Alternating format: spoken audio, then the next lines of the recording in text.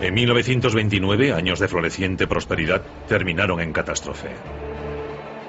Fue la mayor caída en la historia de la bolsa de la que se tiene constancia. Es imposible subestimar el shock. La sensación era de sorpresa e incredulidad. Los inversores novatos habían perdido prestadas grandes cantidades de dinero para especular en el mercado. El mercado reventó bruscamente y mucha gente fue arrastrada con él. Fue muy doloroso. Después, miles de bancos quebraron. Millones de personas lo perdieron todo. La pobreza te rodeaba por todas partes. Fue muy doloroso. Al crack le siguió una depresión que se extendió por todo el mundo. Duró una década y fue el preludio de la guerra. Esta es la historia del desastre financiero que confiábamos que nunca volvería a ocurrir.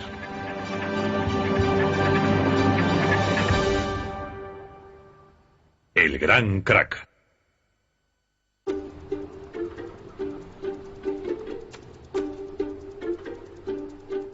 Miércoles 23 de octubre de 1929. Sin previo aviso, los precios de las acciones se desploman en el mercado de valores de Nueva York. Los inversores están aturdidos. Durante los últimos 5 años el mercado no ha hecho más que subir.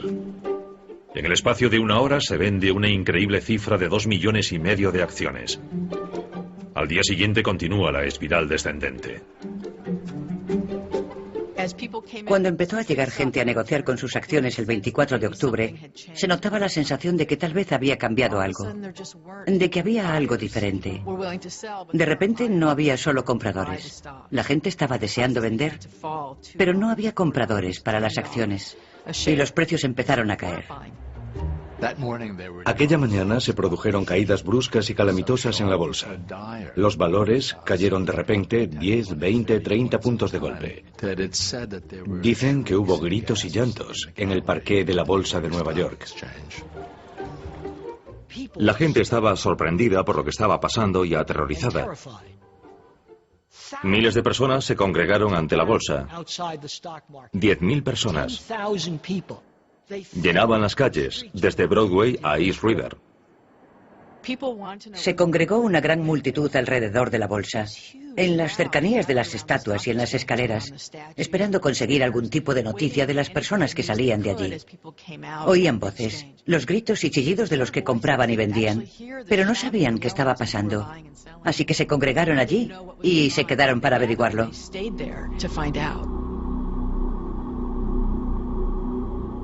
Muy pocas de las miles de personas que esperaban se dieron cuenta de la magnitud del desastre que estaba a punto de producirse.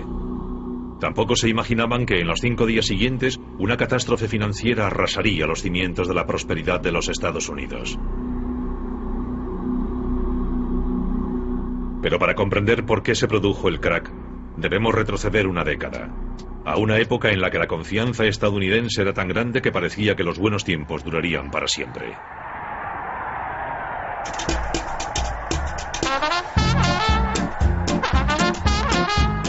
En 1919 los Estados Unidos habían emergido victoriosos de la Primera Guerra Mundial. En el aire se respiraba un ambiente de optimismo. Gran Bretaña y sus aliados europeos estaban exhaustos económicamente a causa de la guerra.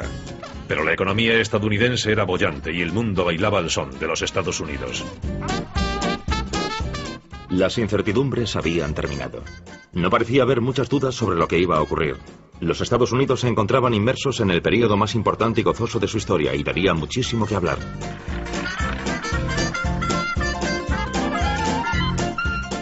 En los años 20 la vida cotidiana estaba cambiando.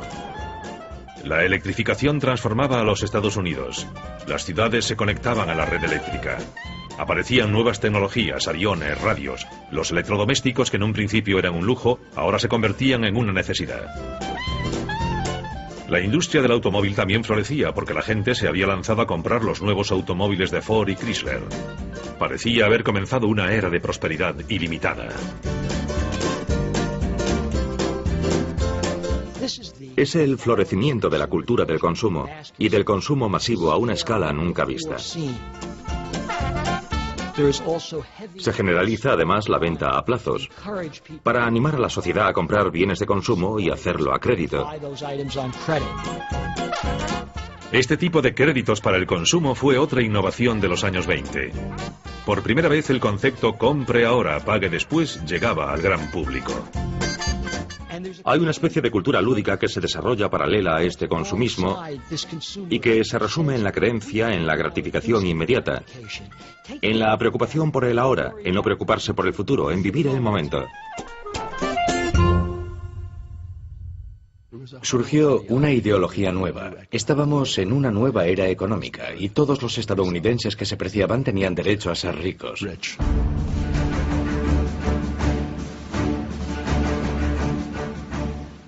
Con la facilidad para conseguir créditos y el incremento de la renta disponible, los estadounidenses buscaron nuevas formas de hacerse más ricos. Desde la Primera Guerra Mundial, el gobierno de los Estados Unidos había vendido bonos, los conocidos como bonos libertad, para pagar la guerra. Era una forma de conseguir dinero prestado de los ciudadanos que a cambio recibían el pago de intereses sobre el valor del bono. Famosos como Charlie Chaplin o Douglas Fairbanks habían sido reclutados para promocionarlos en grandes campañas. Los bonos libertad hicieron que mucha gente invirtiera en valores por primera vez. Por primera vez en sus vidas cobraban intereses cada 6 meses. Y los valores eran algo que podía seguir en los mercados. Cogían el periódico y veían a cuánto estaba su bono cada día. Los bonos libertad crearon una cultura de la inversión. La mayoría de la gente nunca había comprado valores y estos bonos consiguieron que la gente normal se acostumbrara a hacerlo. Pero hubo un grupo de personas que pensó que podría aprovechar esta nueva cultura de la inversión.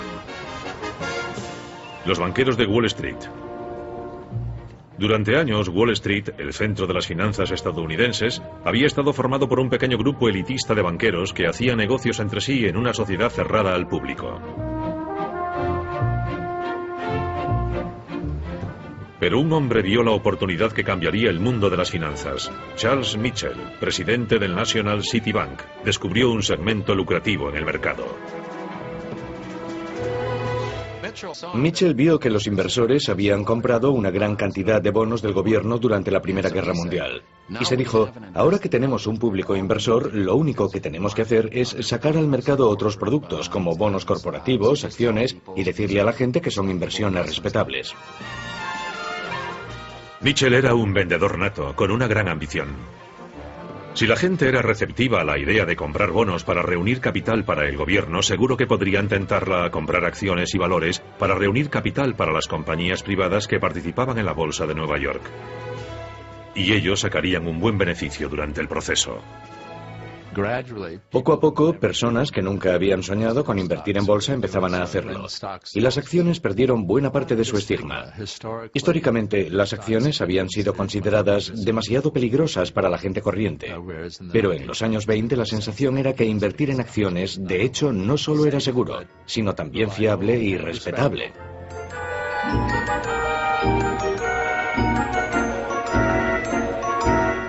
La idea cuajó. Y para aprovechar este nuevo y lucrativo mercado, Mitchell abrió agencias de corretaje por todo el país, donde las personas que tenían dinero, pero no conocimiento sobre inversiones, podrían especular en acciones y valores. Este frenesí especulador alcanzó a todo tipo de personas, no solo a profesionales. La gente normal también empezó a participar en un número sin precedentes por todo el país. No solo en Nueva York, sino en otras ciudades, en localidades pequeñas. Por todos los Estados Unidos la gente estaba encantada con la bolsa. La tecnología lo hizo posible. Las últimas cotizaciones de las acciones llegadas de Wall Street podrían imprimirse a lo largo y ancho de los Estados Unidos gracias a la cinta de cotizaciones basada en el telégrafo. Encontrabas cintas de cotizaciones en clubes nocturnos, estaciones, salones de belleza, transatlánticos. El mercado se convirtió en una parte omnipresente de la cultura lúdica de los Estados Unidos en la década de los 20. Como, duermo, sueño, hablo por y para las acciones. Creo que es la única forma de ganar dinero. Es emocionante, me encanta. $17.000 de beneficio en un capital de $3.500. ¿No está mal? Hubo especulaciones salvajes en todo tipo de valores, en las acciones de productoras de cine, empresas aeronáuticas y en las automovilísticas. Uno de los valores más pujantes de los años 20 era Radio Corporation of America. Era como el Google de hoy en día. Tecnología punta. Tuvieron la idea de poner radios en los coches. Creo que el público inversor estadounidense empezó a relacionar los productos que usaban, fabricados por las empresas estadounidenses, con la idea de que podrían comprar una acción de la empresa que fabricaba el producto que les gustaba.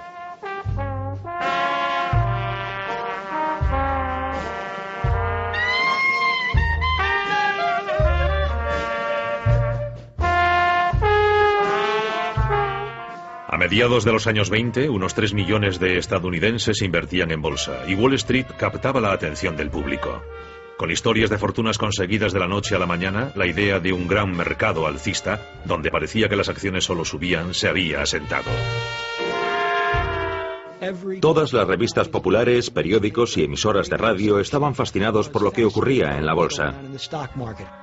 La gente seguía las actividades de famosos como Charlie Chaplin o Groucho Marx y se sentía fascinada por las acciones en las que especulaban. El joven actor cómico Groucho Marx invirtió todos sus ahorros en el mercado y estaba tan encantado con sus beneficios sobre el papel que convenció a sus hermanos para que también invirtieran. Menudo timo más sencillo. La RCA ha subido 7 puntos desde esta mañana. Acabo de ganar $7.000.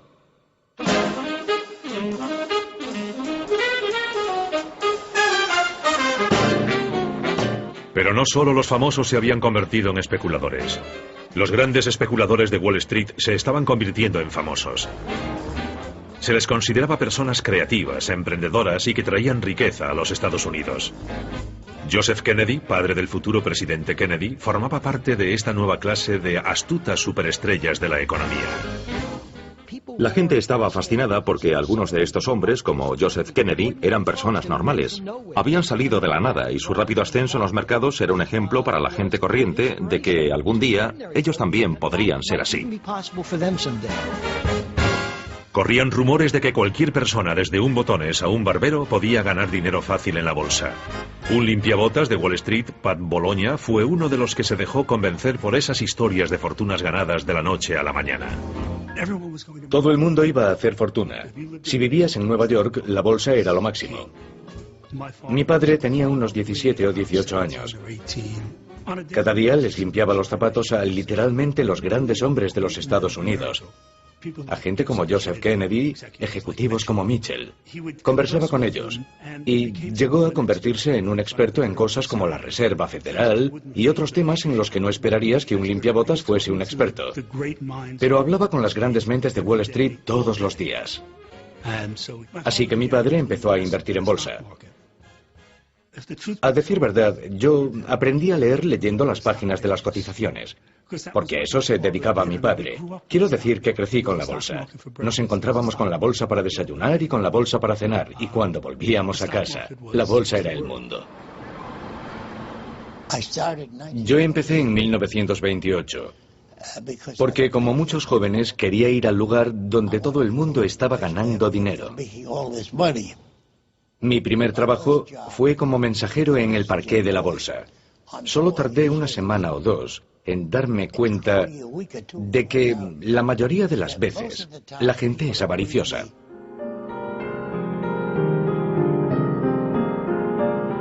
La gente tenía tanta fe en el mercado alcista que empezó a pedir dinero prestado para especular en acciones en alza. Esta forma de comprar acciones empezó a conocerse como compra de valores a crédito. El inversor solo tenía que poner una parte del dinero y su corredor aportaba el resto. La cultura del compre ahora, pague después se había extendido al mercado de valores. Comprar acciones a crédito significa que las consigues con dinero prestado. A finales de los años 20, el 90% del precio de compra de las acciones se paga con dinero prestado. No había reglas sobre cuánto dinero podías pedir prestado y la gente pedía sumas enormes para comprar acciones. Podías comprarlas por valor de $100 con solo 25. Los corredores de bolsa te prestaban los otros 75. Y si la bolsa subía, y a finales de los años 20 parecía que todo subía, esos $25 podían convertirse en una inversión que producía 200 o 300. Así que el préstamo de dinero para comprar en bolsa se convirtió en una parte muy importante de la economía estadounidense. De hecho, a finales de los años 20, casi 40 centavos de cada dólar que se prestaba eran para acciones. Esta enorme entrada de dinero prestado en el mercado de valores creó más demanda de acciones, lo que subió los precios. En 1928 el mercado subió casi un 50% en solo 12 meses. Y como la bolsa seguía subiendo, cada vez más inversores pedían dinero prestado para conseguir un trozo del pastel. Uno de ellos fue el limpiabotas Pat Bologna. Mi padre no tenía demasiado dinero en la bolsa. Me dijo que en aquella época tenía unos $6.000 en efectivo. Pero recuerdo que 6.000 en efectivo se traducían en muchas acciones, porque en aquella época solo tenías que poner un 10% del crédito. O sea que con 6.000 podías tener 60.000 en acciones.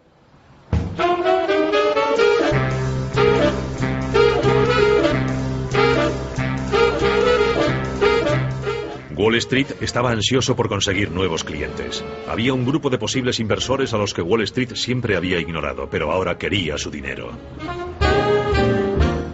Hasta la década de los 20, las mujeres habían tenido un papel muy limitado en la bolsa. En parte era simplemente por prejuicios por razón de sexo.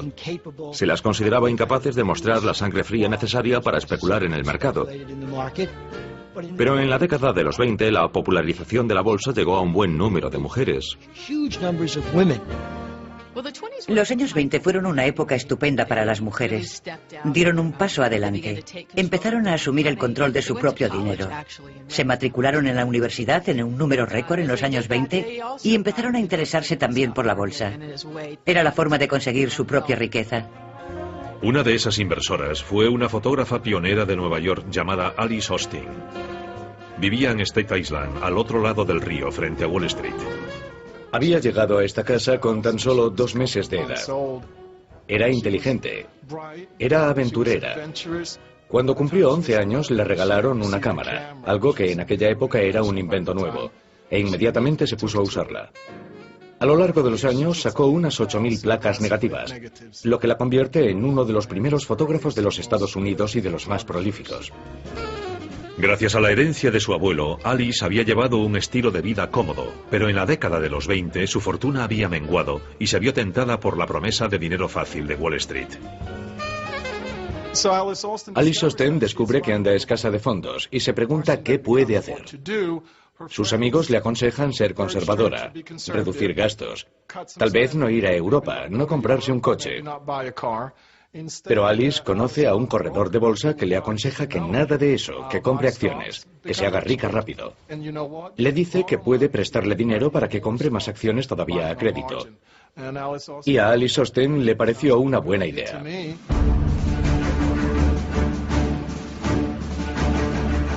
Durante la subida de los mercados en la década de los 20, el Partido Republicano estuvo en el poder, detrás de la creciente prosperidad de los Estados Unidos. Calvin Coolidge llegó a la presidencia en 1923. Él también era inversor y guardó silencio sobre la locura especulativa que se había apoderado de Wall Street. Calvin Coolidge ejemplifica el tipo de imprudencia y despreocupación que reinaba en los años 20.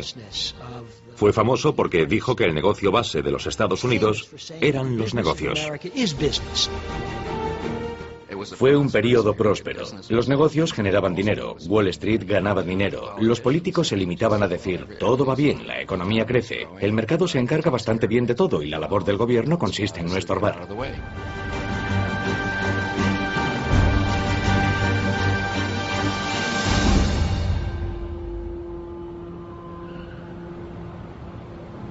Durante la presidencia de Coolidge, el poder de Wall Street siguió creciendo sin control.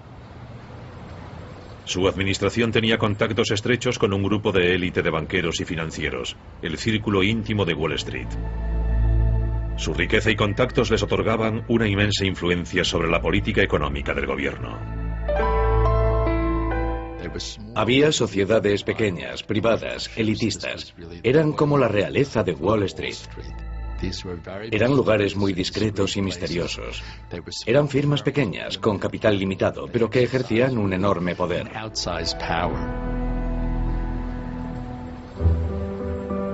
La más prestigiosa de estas firmas de élite era la banca JP Morgan. Estratégicamente situada justo frente a la bolsa, jugaría un papel clave en los acontecimientos futuros. Como socio más antiguo de JP Morgan, Thomas Lamont era el hombre más poderoso de Wall Street. Su influencia se extendía mucho más allá de Nueva York. Lamont y los demás socios de JP Morgan hablaban de forma regular con los sucesivos presidentes. Mi abuelo era un hombre muy ocupado y no tenía tiempo, como hacen otros abuelos, para llevar a su nieto a un partido de béisbol, a pescar o cosas así. El estilo de vida de mi abuelo era desde luego un estilo muy elegante, de eso no hay duda. Tenía un yate, el Reynard, de 20 metros de eslora. Era un yate muy bonito con el que a menudo descendía el río desde su casa en Palisade para ir a trabajar en barco por el río Hudson hasta Wall Street. Y desde ahí iba andando hasta el banco. Bajo la dirección de Lamont, JP Morgan se mantuvo al margen de los peores excesos del mercado de valores. Pero la estrecha relación entre los banqueros de élite y los políticos ayudó a que el gobierno redujera el control de Wall Street al mínimo. Los especuladores aficionados estaban paralizados de asombro ante la subida de sus inversiones, pero no eran conscientes de cómo funcionaba realmente Wall Street. Ante la escasa supervisión del gobierno, el mercado tenía su propia ley y era habitual el abuso de información privilegiada. Había una gran manipulación del mercado. No había ninguna transparencia. Y cuando Wall Street era muy pequeño e independiente daba igual. Pero cuando las personas como usted y yo empezamos a poner en el mercado el dinero que tanto nos había costado ganar, empezó a importar. La bolsa de los años 20 no era justa ni democrática. Era un gran casino, dirigido por especuladores profesionales.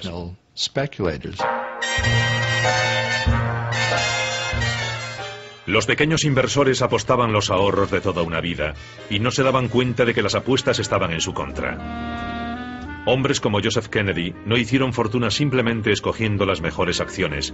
La realidad es que se aprovecharon de la ingenuidad y credulidad de los novatos. Un puñado de especuladores avispados se reunía y, de forma coordinada, empezaba a comprar lenta pero implacablemente unas acciones concretas. Lo que hacían era inflar el mercado de una acción concreta, comprarla y después bajarla en el mercado, de modo que ellos se llevaban los beneficios, mientras el inversor medio que había comprado esas acciones se quedaba con las pérdidas. Incluso algunas de las casas de inversión de la élite de Wall Street participaron en esta manipulación del mercado.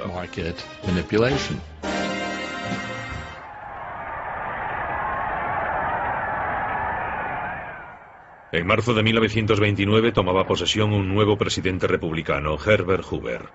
En su discurso alentó a sus conciudadanos. Hemos alcanzado el mayor nivel de comodidad y seguridad que se haya conocido jamás en la historia del mundo. Pero en privado, su confianza era menor. Hoover es escéptico sobre lo que ocurre en Wall Street y en la economía en general. Pero no tiene el valor político para aplicar sus convicciones. Y cuando se convierte en presidente, no hace nada para refrenar este salvaje fervor especulativo. No hace nada para animar a la Reserva Federal ni al Tesoro a limitar el margen de especulación en la bolsa. En privado, Hoover hablaba de una orgía de especulación. Pero al igual que su predecesor, Coolidge, no estaba dispuesto a regular el mercado. Sin embargo, Hoover no era el único que temía que la burbuja de la bolsa estuviese a punto de explotar. Después de su discurso de toma de posesión, un eminente y respetado banquero, Paul Warburg, rompía filas con la aristocracia de Wall Street y lanzaba un tímido aviso. Si se permite que las orgías de especulación desenfrenada vayan demasiado lejos, el colapso final sin duda traerá una depresión generalizada que afectará a todo el país. Mi bisabuelo dio un aviso en marzo de 1929. Llegó a usar la palabra depresión, pero le hicieron callar. Lo ignoraron. Lo consideraron un aguafiestas. Le decían, no, todo va bien. Todo el mundo estaba ganando dinero y pasándoselo muy bien en la fiesta. Y cuando la situación del mercado es alcista y una persona dice que podría estar sobrevalorado, que hay que tener cuidado, nadie la escucha.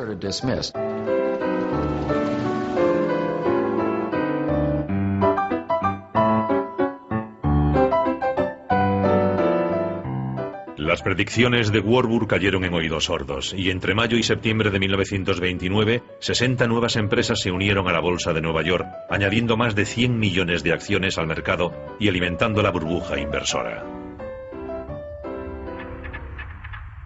Cuando ocurre siempre dicen lo mismo. Esta vez es diferente. Es un mundo financiero diferente. Es un mundo nuevo. De hecho, Groucho Marx se reunió con su corredor en un momento dado y le dijo: no entiendo cómo los precios siguen subiendo. Y su broker le contestó: bueno, debe comprender que ahora estamos en una economía mundial. Y esto fue en 1928. ¿Hemos oído eso alguna vez desde entonces? Algunos especuladores profesionales notaron que el mercado se estaba recalentando. Los más astutos se salieron durante el verano. Un día, al parecer, Joe Kennedy, según sus propios recuerdos, dijo: si el limpiabotas sabe tanto como yo sobre el mercado de valores, tal vez es hora de que yo lo deje. En septiembre, el mercado se había vuelto más volátil todavía. En privado, el malestar del presidente Hoover aumentaba. Herbert Hoover siguió haciendo averiguaciones entre sus amigos de Wall Street. Les preguntó si debería preocuparse y recibió un informe de Thomas Lamont, que era el socio más antiguo de JP Morgan & Company. Mi abuelo le dijo en una carta que el mercado se corregiría solo y que no le parecía que hubiera necesidad de que el gobierno interviniese de ninguna manera en el mercado. Lamont tranquilizó a Hoover. Le dijo que no había motivo para preocuparse, y el informe acababa con la frase: el futuro se presenta brillante.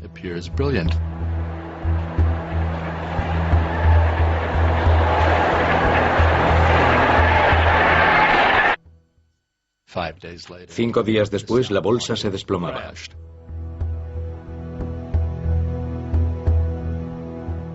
Nadie sabe qué provocó la repentina pérdida de confianza que se produjo al final del miércoles 23 de octubre. Pero de repente, una brusca caída en las acciones del sector del automóvil provocó un frenético negocio de última hora. Se vendieron millones de acciones de repente. Al día siguiente, comenzaba el gran crack de 1929.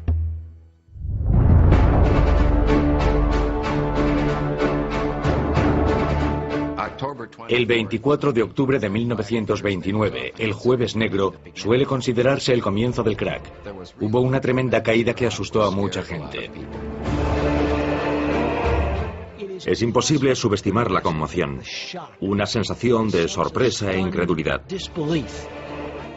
La gente siente pánico porque el mercado cae, cae y cae. Desesperadas por conseguir alguna noticia, miles de personas se congregan en los alrededores de la bolsa. Había muchísima gente, muy enfadada, con la mirada fija. Eran personas arruinadas. Las autoridades locales están tan alarmadas que envían a 400 policías montados, temerosas de que se produzca una especie de toma de la Bastilla de la bolsa.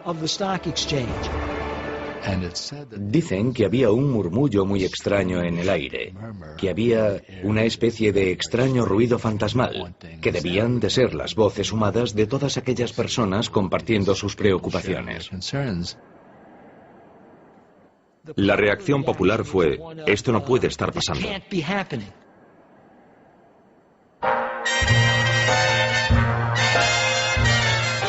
Un visitante de Gran Bretaña estuvo también allí aquel día. Winston Churchill había invertido gran parte de su dinero en la bolsa estadounidense y había decidido hacer una visita.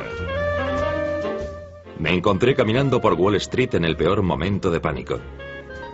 Y un prefecto extraño que me reconoció me invitó a entrar en el parqué de la bolsa.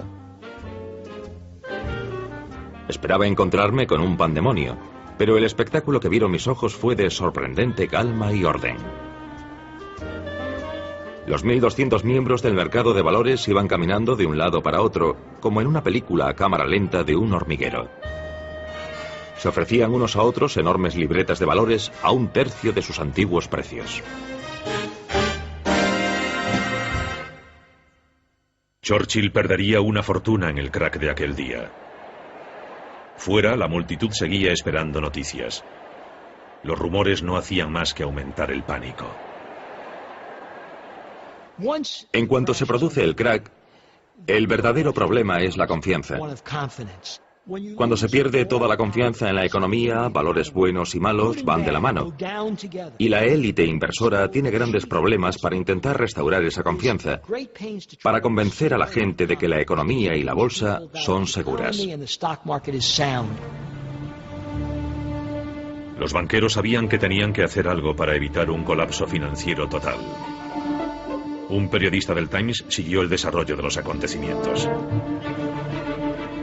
La muchedumbre era cada vez más numerosa y ruidosa, y de repente se formó un remolino. Un hombre en mangas de camisa se abrió camino por la calle en dirección a las oficinas de Morgan. Era Charles Mitchell, presidente del banco National City. Entró en las oficinas de Morgan y poco después supimos a qué había ido. Charles Mitchell había sido convocado a una reunión en las oficinas de JP Morgan. A la mesa se sentaban otros 4 banqueros importantes, entre ellos Richard Whitney, vicepresidente de la Bolsa de Nueva York. Eran algunos de los hombres de negocios más ricos de los Estados Unidos. Representaban unos 6.000 millones de dólares en valores. Presidía la reunión Thomas Lamont. Creo que fue un gran shock para mi abuelo. Él no había previsto que pudiera producirse un crack tan tremendo como aquel. Mi abuelo convocó a una reunión en su oficina en el 23 de Wall Street a algunos de los banqueros más importantes de la ciudad para intentar encontrar la forma de frenar la caída de la bolsa, que se desmoronaba. Elaboraron un plan para inyectar 250 millones de dólares, 180 millones de euros. Esos fondos se usarían para respaldar una lista de valores clave. A la hora de la comida, Richard Whitney cruzó la calle y volvió al parqué de la bolsa. Con una enorme inyección del dinero de los banqueros, Whitney confiaba en volver a poner en marcha el mercado.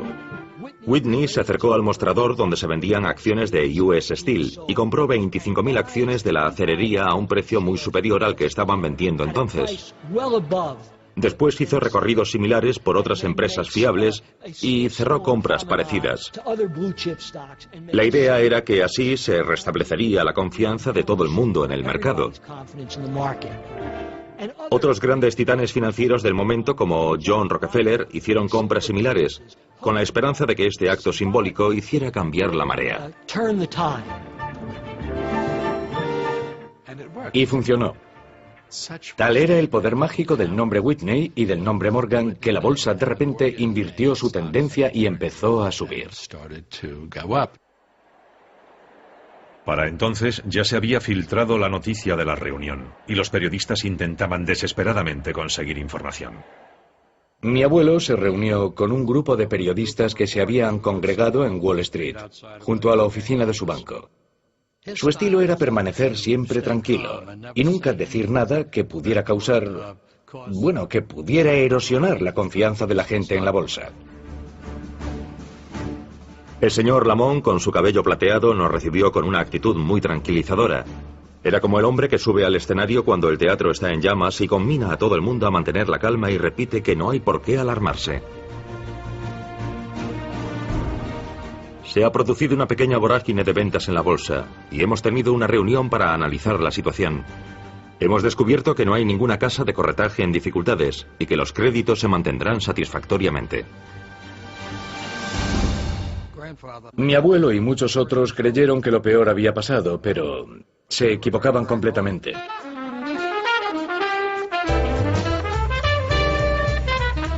Durante el fin de semana pareció que la intervención de los banqueros había funcionado. Las transacciones del viernes y el sábado por la mañana fueron tranquilas y sin incidentes. El presidente Hoover también intentó calmar los nervios repitiendo un mantra que se ha usado en muchos otros desplomes de la bolsa desde entonces.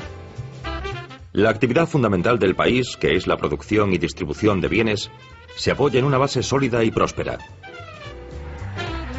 Pero en las oficinas del distrito financiero reinaba el caos total. No olvidemos lo primitiva que era la tecnología entonces. Se hicieron tantas transacciones el 24 de octubre que las máquinas tardaron 4 horas en imprimirlas todas una vez que cerró la bolsa. La máquina, saturada de información, iba horas por detrás de las transacciones y resultaba completamente inútil.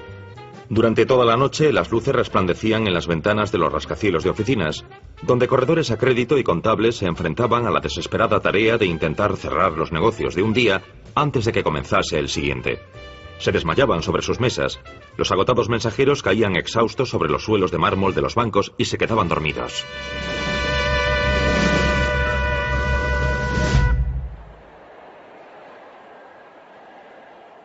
El lunes las máquinas se habían quedado sin cinta para imprimir las cotizaciones y los inversores, desesperados por conocer los últimos precios de las acciones, colapsaban las líneas telefónicas entre Nueva York y otras ciudades. Muchos especuladores empezaban a descubrir las desventajas del crédito fácil y la compra de valores a crédito. Un número significativo de personas que compraban acciones en los años 20 lo hacían con dinero prestado. Y por supuesto, la ventaja de comprar acciones con dinero prestado es que las ganancias son tremendamente rápidas y cuantiosas cuando la bolsa sube. Pero, por supuesto, cuando baja, toda la maquinaria se invierte. Y en ese momento las pérdidas también son cuantiosas. Quienes habían pedido dinero prestado para comprar acciones ahora tenían que cubrirlo. Y esto es algo que no había ocurrido nunca, porque el mercado siempre había subido. Habían invertido $25 por cada 100 de acciones, pero ahora las acciones han bajado.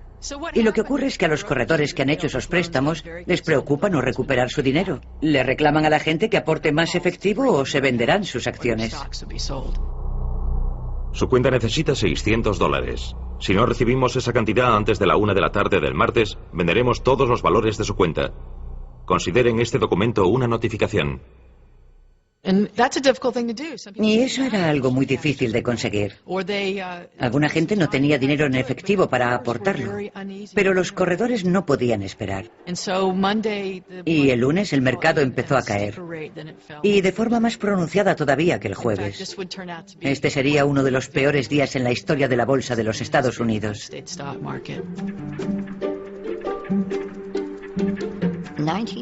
En 1929, cuando se desplomó la bolsa, yo era una niña. Solo tenía 7 años. Sin embargo, recuerdo claramente algunos de los detalles de aquel día. No había muchos medios de comunicación, y cuando ocurría algo extraordinario, los periódicos sacaban un extra. Le llamábamos extra y costaba 2 centavos. Aquellos niños con sus gorras de visera iban corriendo por las calles gritando: ¡Extra! ¡Extra! ¡Léanlo todo sobre la noticia! E invariablemente alguien salía de casa, bajaba a la calle, compraba el diario por 2 centavos y nos enterábamos de lo que ocurría. Y así fue como nos enteramos del crack. Aquellos días Vera estaba con una amiga de la familia y llegó la noticia de que la tía de su amiga lo había perdido todo. Aquella señora menuda lloraba en silencio. No hacía más que retorcerse y retorcerse las manos e iba de habitación en habitación. Eso es todo lo que recuerdo de aquel día.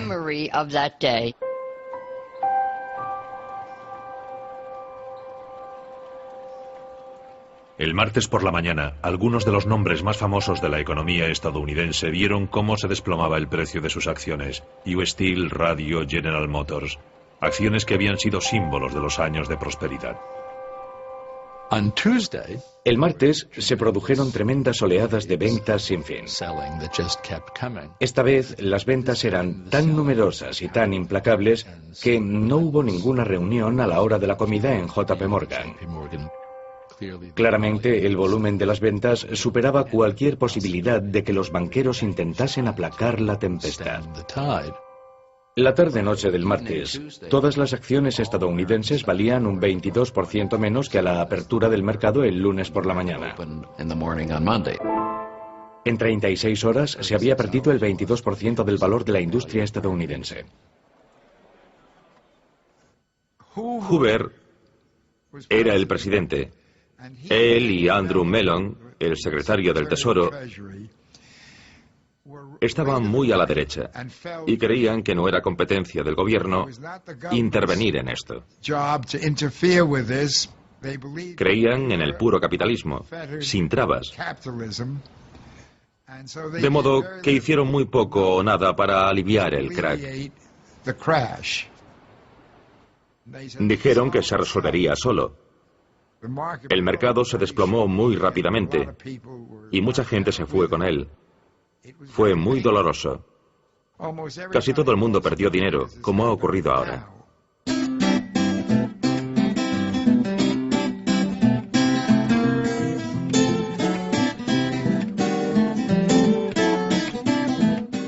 Se calcula que a la conclusión de estos 5 días de negocio, 25.000 millones de dólares de riqueza personal simplemente habían desaparecido. La bolsa sigue cayendo sin fin. Hay órdenes de venderlo todo. Calculo que me quedarán unos 500 si tengo suerte. Un humilde final a un beneficio potencial que no hace ni 4 meses rondaba los 100.000 dólares. Al menos me digo a mí mismo, lo he perdido todo en el mayor pánico de la historia. Yo tuve mucha suerte. Nunca me quedé sin trabajo. Me bajaron el sueldo. Afortunadamente, mis jefes eran gente muy rica. Cuando me lo dijeron, me preguntaron, ¿por qué sonríes? Y les contesté, creía que me iban a despedir. Quienes se lo podían permitir afrontaron sus pérdidas con humor negro. I am one of the lambs that Wall Street has shorn. When I was a little girl, a patron of art left me $1 million for my musical education. But I thought I couldn't live on the income from $1 million. So I asked all my rich friends for tips on the market. They gave them to me, and I lost my million. Now the only thing I have left is this chinchilla coat of mine. From now on, my hands are off the ticker and on the piano keys. But if you're lucky enough to have $1 million, hold everything and don't play the market. Otro artista que había apostado y perdido fue Groucho Marx. Su especulación imprudente le costó todo lo que había ganado. El destino de la fotógrafa Alice Austin fue el típico de quienes se habían acercado al mercado sin darse cuenta de los riesgos. Básicamente lo perdió todo. Entre el 29 y el 30 su cuenta se queda a cero. Y eso es todo un shock para Alice Austin. Imagino que no se lo cree. Como mucha gente no se lo cree. Piensa que solo tiene que esperar un poco y que el mercado se recuperará. Y sigue viviendo como si fuera rica. Alice hipotecó su casa. No para pagar sus deudas, sino porque quería hacer otro viaje elegante por Europa. Mi padre lo perdió todo. Lo perdió todo, pero tenía 22 años, así que se lo tomó con filosofía. Cuando tienes 22 años no es tan dramático. La gente que lo rodeaba era gente mucho más establecida, de 50 a 60 años. Habían perdido los ahorros de toda una vida y sentían un pánico absoluto. No todo el mundo pudo asumir sus pérdidas. Aunque el número de suicidios se ha exagerado, a algunos les pareció la única salida. Sé que la gente ha leído historias sobre Wall Street, sobre gente que abrió las ventanas de su oficina y saltó. Eso ocurrió realmente, no es una leyenda urbana. Hubo gente que se suicidó. Personas que habían trabajado 30 y 40 años en Wall Street y habían amasado fortunas, en apenas unos días lo perdieron todo. Lo siento, no he podido devolver los 2 libros hasta ahora. Pero la situación en el distrito financiero nos ha tenido muy ocupados.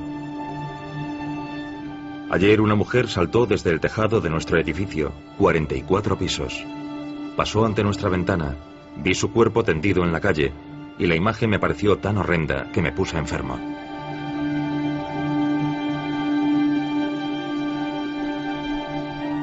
Los efectos del catastrófico crack de Wall Street se sintieron por todos los Estados Unidos. Incluso aquellos que nunca habían tenido acciones y que nunca se habían beneficiado de la prosperidad de la bolsa, también se convirtieron en víctimas. El crack había socavado la confianza de los estadounidenses en su frágil sistema bancario formado por miles de pequeños bancos locales que carecían del tamaño y la reputación para convencer a sus clientes de que su dinero estaba a salvo. A medida que se hundía la confianza en la economía, comenzaba el efecto dominó. En 1931, más de 2.000 bancos habían quebrado. Tras el crack, los bancos cerraron. Y eso nos afectó un poco más seriamente. Me refiero a la gente de mi nivel. Muchos teníamos dinero en el banco, un poco de dinero, un par de cientos de dólares, 1.000 tal vez. Entonces no había infraestructura, no había un fondo federal para garantizar los depósitos de la gente, no había forma de respaldar a los bancos. Si los bancos se habían equivocado, tú como cliente lo pagabas. Querías usar tu dinero y ya no estaba allí. La gente se enteraba de que determinado banco no era solvente y empezaba a preocuparse por su propio banco. Retiraba fondos y la situación se convertía en un terrible círculo vicioso. Cerca de 3.000 bancos cerrarían en los 2 años siguientes. Y entonces todo el sistema financiero parecía no solo inestable, sino también inútil. Después de aquello, cuando la gente ahorraba dinero, desconfiaba de los bancos y lo guardaba bajo el colchón.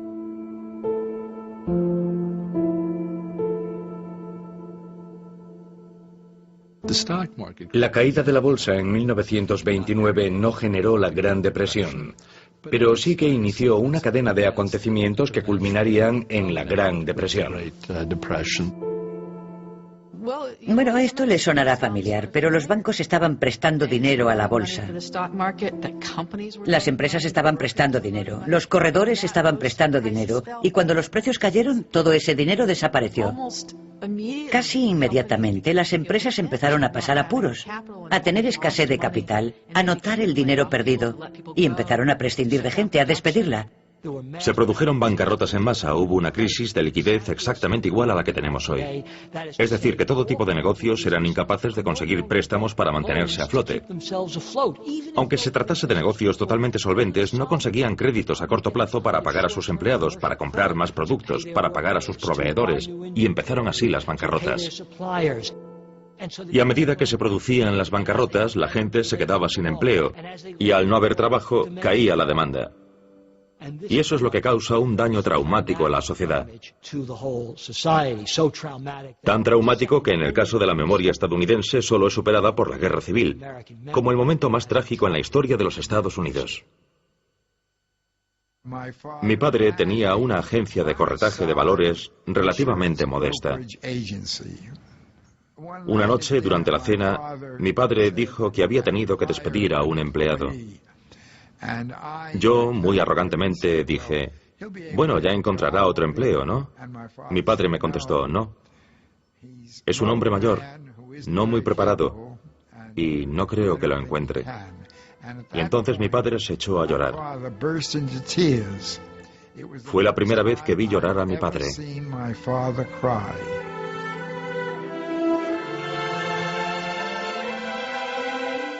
Se produjo un gran cambio en nuestras vidas y en la de las personas que nos rodeaban después del crack. Muchos de los padres de mis amigas perdieron su trabajo y no pudieron pagar el alquiler. Los desahuciaron. La pobreza nos rodeaba. La gente no tenía ropa. Iban con harapos. Literalmente harapos. Se envolvían los pies en periódicos y cartones. Eran sus zapatos improvisados para caminar por la calle. Y si te acercabas a Central Park, veías aquella zona enorme, un estanque que había sido vaciado y que estaba lleno de casas hechas con cajas de cartón en las que la gente pasaba la noche.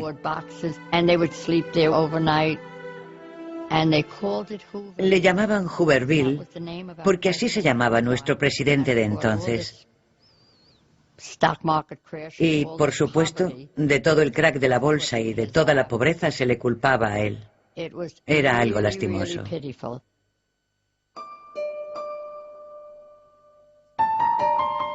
Como muchos otros, la fotógrafa Alice Osten tuvo problemas para hacer frente a los pagos de su hipoteca durante la Gran Depresión. Unos años después de comenzada la depresión, a Alice Osten se le acaba el dinero. No le queda nada. La echan de su casa. La llevan a un asilo para indigentes. Y es un asilo digno de una novela de Dickens, donde vive un par de años. Milagrosamente se descubren sus fotografías. Vende unas cuantas a las revistas Time y Life, y con eso consigue el dinero suficiente para abandonar aquel asilo y mudarse a una residencia de ancianos decente. En cierto sentido, sus fotografías acuden en su rescate, la sacan de la pobreza y le conceden 1 año o 2 de vida decente. Paul Warburg, que con tanta precisión había predicho el crack y la depresión, salvó al banco que dirigía del desastre, saliéndose de la bolsa a tiempo. Pero eso no le sirvió de gran consuelo. Mi bisabuelo probablemente nunca recuperó el equilibrio personal después del crack.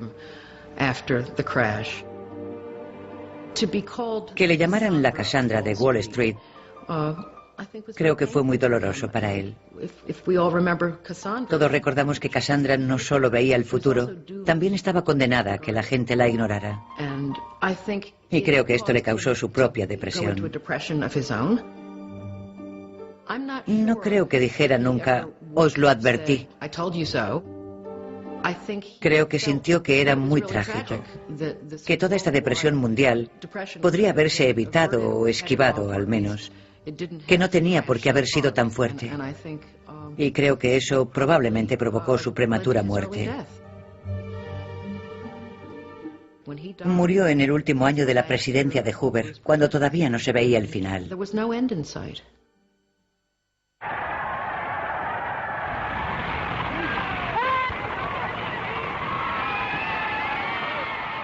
Pero en 1932, 12 años de gobierno republicano llegaban a su fin.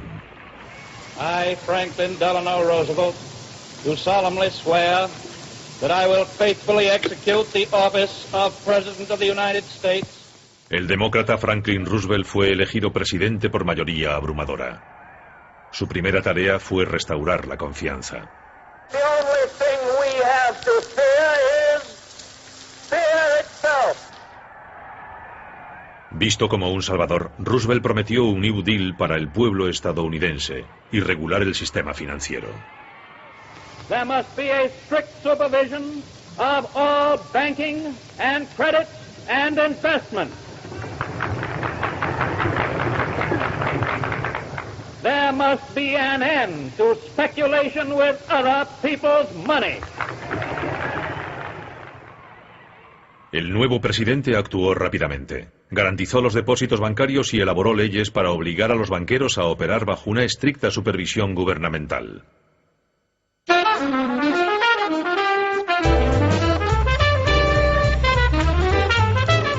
El Comité de Asuntos Económicos del Senado inició una investigación del crack. Se prolongaría durante más de 3 años y las 10.000 páginas de informe desacreditarían la reputación de Wall Street. El ambicioso abogado del comité, Ferdinand Pecora, retó a la élite bancaria a explicar su conducta. Llama a los banqueros a testificar y ¿qué descubre? Descubre que Charlie Mitchell del National City Corporation le había vendido acciones a su mujer para evadir impuestos. Richard Whitney, que tan valientemente había comprado acciones el Jueves Negro, había perdido su dinero y tomado prestado el de su hermano. Y cuando eso no le llegó, empezó a robarles a sus clientes. Acabó en la cárcel, cumpliendo condena. El banco más prestigioso de los Estados Unidos, JP Morgan, tampoco quedó libre de culpa. La investigación descubrió pruebas de la existencia de una lista para ofrecer opciones preferentes sobre acciones a amigos de las altas esferas, entre ellos un expresidente. No estaban solo los socios de Morgan y los familiares de Morgan. Había también ejecutivos de empresas importantes e incluso algunos políticos. Calvin Coolidge figuraba en la lista de accionistas preferentes, por ejemplo. Y esa era una práctica que mucha gente pensaba que estaba mal. Ferdinand Pecora pronunció una gran frase. Dijo, fue el sorprendente descubrimiento de los bajos fondos en las altas esferas. Hoy podríamos decir lo mismo. En respuesta al escándalo público ante las malas artes de los banqueros, el presidente Roosevelt creó la Comisión del Mercado de Valores. Su tarea sería limpiar Wall Street. Para presidirla eligió a un hombre que sabía más sobre prácticas no éticas que la mayoría. El presidente Roosevelt, cuando presentó la Comisión del Mercado de Valores para regular Wall Street, nombró a su viejo amigo y colaborador Joe Kennedy para dirigirla. Era como poner al zorro a vigilar a las gallinas.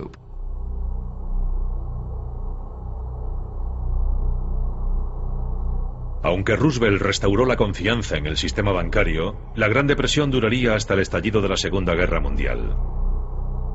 Entonces, igual que ahora, la economía globalizada provocó que el crack y subsiguiente depresión se extendiera por todo el mundo. En Gran Bretaña se produjo una recesión en la producción y millones de personas perdieron su trabajo. Alemania, que todavía sufría las consecuencias de la derrota en la Primera Guerra Mundial, sufrió más si cabe. Mucha gente perdió los ahorros de toda su vida durante la Gran Depresión, que avivó en muchos países el deseo de tener un gobierno autoritario que les salvase, que rescatase a la economía. No hay duda de que el crack y la depresión refuerzan los movimientos anticapitalistas. Los comunistas habían tomado el poder en Rusia y los movimientos fascistas estaban en alza. Mussolini ya había llegado al poder en Italia y en Alemania se estaba fraguando la base política de Hitler. Y cuando el estilo de vida estadounidense, basado en un capitalismo de mercado libre, sufrió el crack de Wall Street y la depresión posterior, salieron reforzadas las personas que pensaban que había una forma de vida mejor. Mientras el comunismo y el fascismo prosperaban, muchas naciones ponían barreras para evitar el comercio libre y se encerraban en sí mismas para intentar salvar sus economías. El nacionalismo económico llevó a las guerras comerciales y más tarde a la guerra.